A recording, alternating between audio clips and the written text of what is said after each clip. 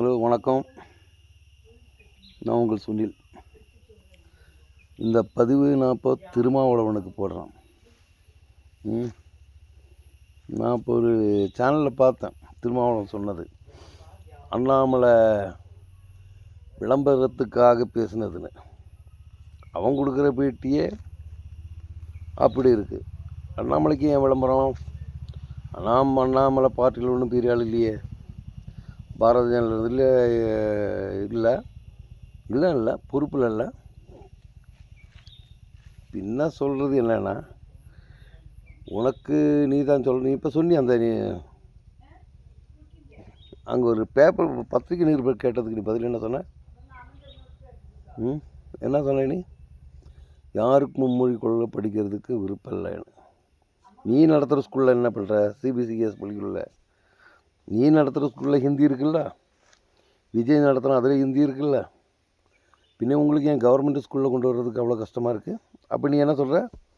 யாருக்கும் அது படிக்க விருப்பம் இல்லைன்னு, ஹிந்தி படிக்க விருப்பம் இல்லைன்னு.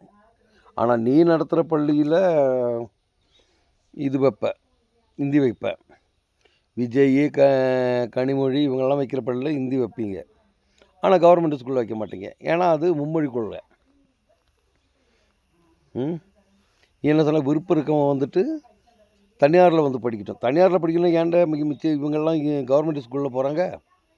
தனியார் ஸ்கூலுக்கு போனால் போதில்லை. அப்போ நீ தனியார் ஸ்கூலில் வளர்க்குற, ஏன் கவர்மெண்ட் ஸ்கூலில் இழுத்து மூடி தனியார் ஸ்கூலில் நடத்தணுன்னு முடிவில் நீங்களாம் இருக்க. அதனால தான் நீ அந்த கேள்வி அந்த பேசுகிற. தனியார் பள்ளியில் தனியாராக போய் படிங்க ஹிந்தின்னு. நீ நடத்துகிற ஸ்கூலில் ஹிந்தி இருக்குது. விஜய் கனிமொழி நடத்துகிறவங்களெல்லாம் ஸ்கூலில் ஹிந்தி இருக்குது. கவர்மெண்ட்டு ஸ்கூலில் ஏன் வைக்கிறேன்னா, யாருக்கும் ஹிந்தி படிக்க விருப்பம் இல்லைன்னு உங்கள்கிட்ட சொன்னாங்களா? கவர்மெண்ட் ஸ்கூலில் போய் நீ கேட்டியா பிள்ளைங்கக்கிட்ட?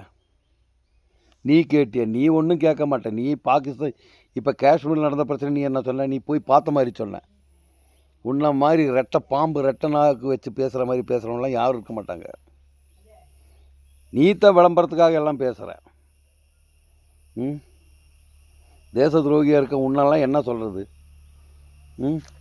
கவர்மெண்ட்டை ஏழைங்க படிக்கிற கவர்மெண்ட் ஸ்கூலில் அவங்க மும்மொழி கொள்ள படிக்கக்கூடாது. ஏன்னா உனக்கு உன்னோடதெல்லாம் தாங்கிக்கிட்டு இருக்கணும்.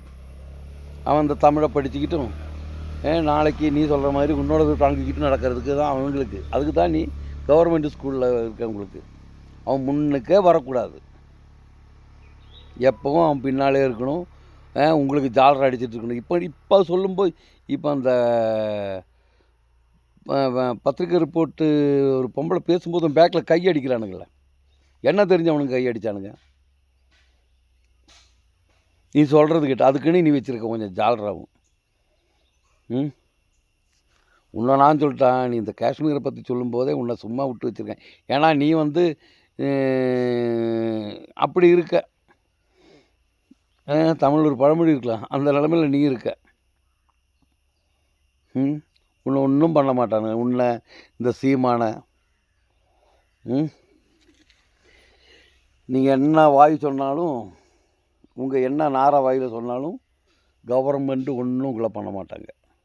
உங்களை அதுக்கு தான் வச்சுருக்காங்க அவங்க. இந்த நார வாய் வச்சு எது வேணாலும் சொல்லிகிட்டு இருக்கலாம் உங்களுக்கு. அதுக்கு தான் நீயே சீமானலாம். இந்த ஜென்மத்தில் உனக்கு எதாவது ஆக முடியும்? ஒன்றும் ஆக முடியாது. உன் ஆளுங்க தான் பேக்லேருந்து கத்தி கூச்சல் இருக்காங்க, திருமாவளவனை முதலமைச்சராக்கணுன்னு. உன்னெல்லாம் ஆக்குனா தமிழ்நாடு விற்று தின்றுவேன். நீங்கள்லாம் உன்னெல்லாம் ஆக்காமல் இருக்கணும். அது எவன் உனக்கு ஓட்டு போடுறான்? உனக்கு கொஞ்சம் ஓட்டு போடுறான், அவ்வளோதான். இல்லாட்டி எனக்கு தான் ஆளுங்கன்னு. நீ சூடு சொன்னதுக்கு தனியாக நின்று வாங்கட அவ்வளோ. தனியாக நின்று நீ ஒரு சீட்டு வாங்குவியா கூட்டு சேராமல்? அப்போ தெரியும் வண்டவாளம். தனியாக நின்று பேசுனா தெரியும் வண்டவாளம். இது எப்படி அப்பட்டவன், உனக்கு எத்தனை ஆளுங்க இருக்காங்கன்னு. சீமா அதுக்கு ஆம்பளை. தனியாக நிற்கிறேன்ற உனக்கு நிற்க தகுதி இருக்கா?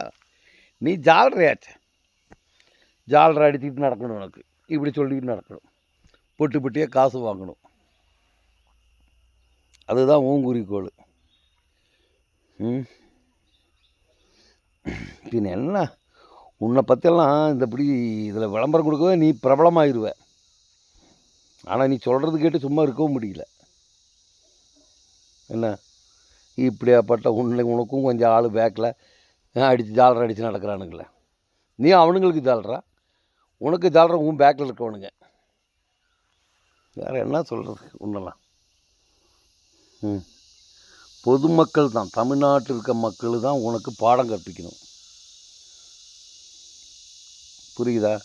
வேறு நான் இந்த சும்மா இதில் கிறுக்க மாதிரி போட்டுச்சுன்னு உனக்கு ஒன்றும் வராது. 2026 எலெக்ஷனில் தமிழன் மக்கள் தான் உனக்கு பாடம். இந்த காஷ்மீரில் நீ சொன்னதுக்கெல்லாம் அது கண்டிப்பாக இருக்கும் உனக்கெல்லாம். நீ எந்த கூட்டணியில் சேர்ந்தாலும் நீ ஆள் எங்கே நிற்கிறாங்க அங்கெல்லாம் தோக்கடிச்சிருவாங்க. திமுகவோட கூட்டு சேர்ந்தாலும் சரி, நீ அதிமுகவோட கூட்டு சேர்ந்தாலும் சரி, அது நடக்கும் 2026. சரி மக்களே, எனக்கு சொல்லாமல் தூக்கம் வராதவங்க தான் இப்போ இந்த பதிவு போட்டேன். எல்லோரும் இதுக்கு கேளுங்க. இவனுக்கெல்லாம் வாய் இருந்து எது வேணாலும் தமிழ்நாட்டு மக்கள் முன்னால் பேசுவான்னு இருக்குது. தமிழ்நாடு மக்கள் தான் முடிவு பண்ணணும். எல்லாம் கேளுங்க.